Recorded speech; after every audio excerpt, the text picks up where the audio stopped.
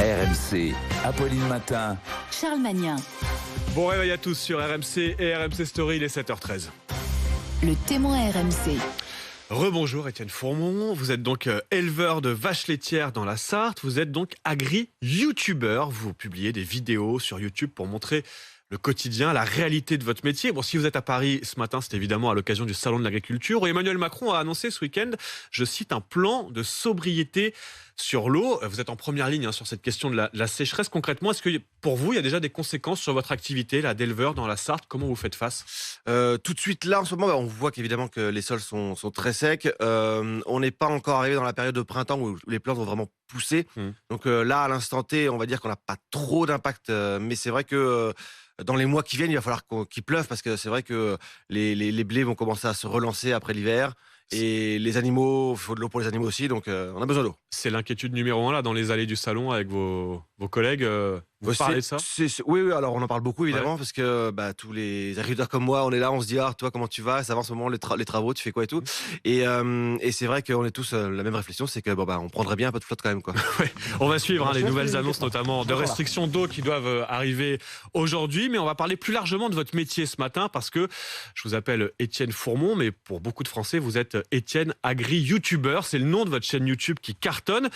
Et pour les ringards comme moi qui ne connaissaient pas encore, voilà à quoi ça ressemble. On regarde un extrait. C'est Étienne Agri-Youtubeur et cette semaine, je vous montre le fonctionnement des robots de traite. Salut tout le monde, c'est Étienne Agri-Youtubeur et on se retrouve cette semaine aux Pays-Bas, je suis en Hollande. On est parti visiter des fermes. Salut tout le monde, c'est Étienne Agri-Youtubeur et cette semaine, on va parler enfilage.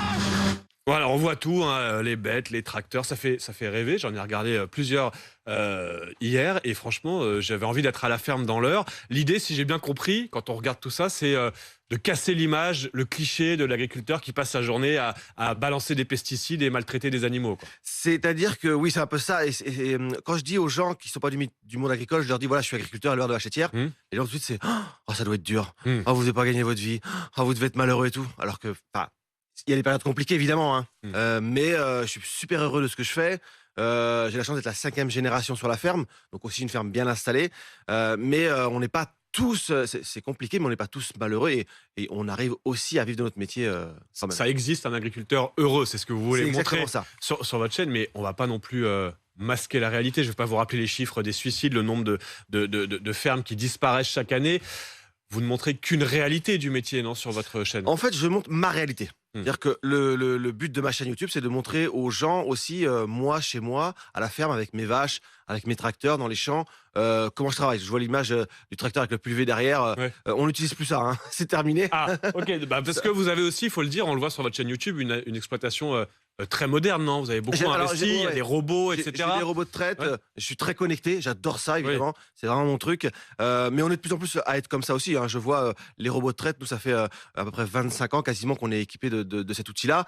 Et quand on a commencé en France, mes parents, c'était il y a à peu près en 1999. Donc on est dans les premiers en France.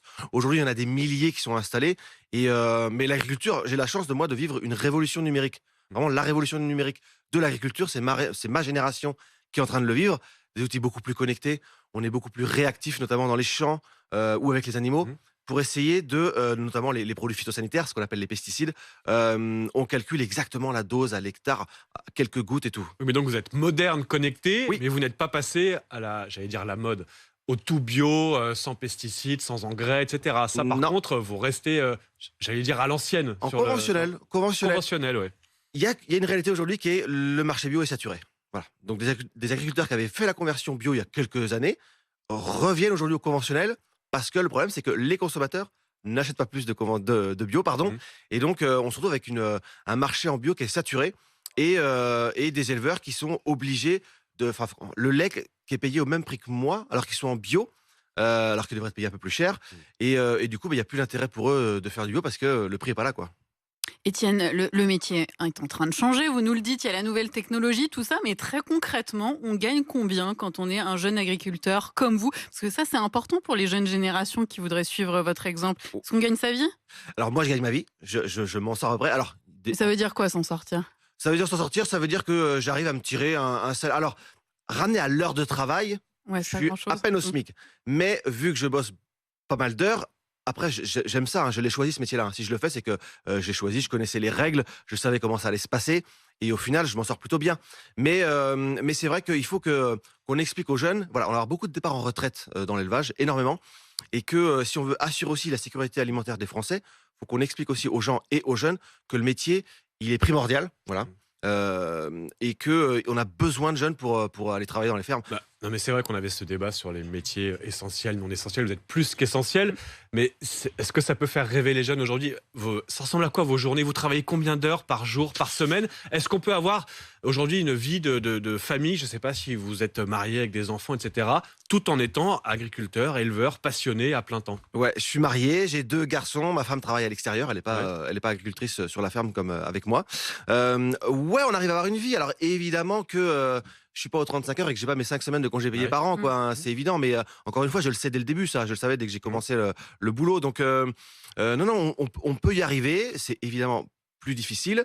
Mais voilà, les semaines, ça va dépendre des périodes. L'hiver, c'est plus calme. Là, l'hiver, je vais être à 40, 50 heures par semaine.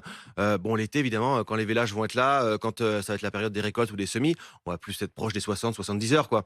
Mais on le répartit et on le sait, quoi. Et donc, c'est possible d'être un jeune père de famille, agriculteur et heureux. Et je suis pas tout seul à l'être. Hein. Il y en a quelques-uns quand même à accompagner les réalités que. Bien sûr. Il y a des périodes qui sont très compliquées. Hein. Mais je connais plein d'éleveurs comme moi qui sont très heureux de faire ce métier-là et qui s'en sortent quand même à peu près, quoi. Et donc, Étienne Agri, youtubeur, hein, c'est le nom de la chaîne YouTube. Et puis pour les ringards comme moi qui aiment encore les livres, il y a aussi Peace and Food, votre livre qui vient de paraître chez Hugo Doc. Merci beaucoup, Étienne Fourmont, d'être passé ce matin par ce studio. Et j'imagine que vous filez juste à côté de nous, au salon, évidemment, de l'agriculture. RMC, d'ailleurs, s'installe toute la semaine au salon de l'agriculture. Ça commence tout à l'heure, là, dès 9h. Les grandes gueules en direct du stand de la région Hauts-de-France, puis Estelle Midi, le Super Moscato Show et même Roten sans flamme seront donc en direct du salon de l'agriculture. C'est l'événement toute la semaine sur RMC. Il est 7h20. RMC jusqu'à 9h. Apolline Matin. 5 000 €, c'est en moyenne ce que les Français réussissent à mettre de côté chaque année. Et bien sûr, à RMC, on vous l'offre. 5 000 € de bonus à gagner dès maintenant. Et pour les gagner, vous nous envoyez bonus au 7 32 16. Bonus au 7 32 16. Bonne chance à tous.